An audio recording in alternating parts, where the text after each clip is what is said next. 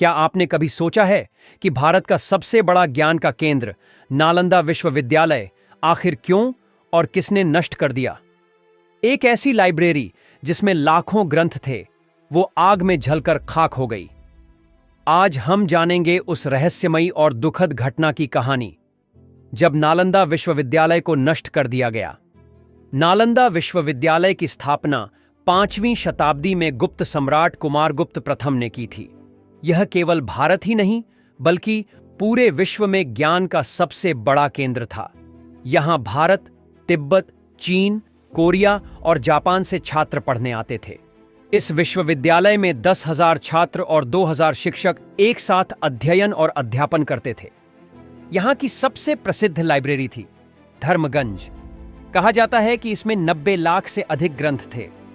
1193 में मोहम्मद बिन बख्तियार खिलजी ने भारत पर हमला किया। वह एक क्रूर तुर्क सेनापति था जिसका लक्ष्य भारतीय संस्कृति और ज्ञान को नष्ट करना था। जब खिलजी बिहार पहुंचा तो उसने नालंदा विश्वविद्यालय को नष्ट करने का आदेश दिया। उसने अपने सैनिकों से कहा, इस ज्ञान के केंद्र को हमेशा के लिए खत्म कर दो। खिलजी की सेना ने विश्वविद्यालय को जला दिया। कहा जाता है कि लाइब्रेरी की किताबें 3 महीने तक जलती रहीं। उस आग में सिर्फ किताबें ही नहीं, बल्कि सदियों की भारतीय संस्कृति और विज्ञान भी जलकर खाक हो गए। हजारों बौद्ध भिक्षुओं और विद्वानों को मौत के घाट उतार दिया गया या उन्हें वहां से भागना पड़ा।